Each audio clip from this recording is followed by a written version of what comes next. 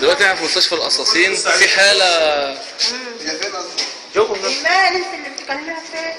يا شيخ هو لسه عمرو ابراهيم كان كبيرة في السن دي لا ايمان عشان يصوروها. ايوه كان عمرو ابراهيم بيكلم هيشوفوها التليفون بينور يا ست. وسع النور له. اتكلمي شوفي. ايوه ما تنورش. ايوه يا ست كبيره في السن ومش عارفين بالابراهيميه. وبلغنا المركز قالوا هنيجي ناخدها ولا حد سأل. هي بتعمل ايه ولا ياخدوها يعني يشوفوا اهلها فين ويودوها. لا محمود هي لازم تصور وشها عشان ننزلها على النت. يا عم ما انا مصور عادي.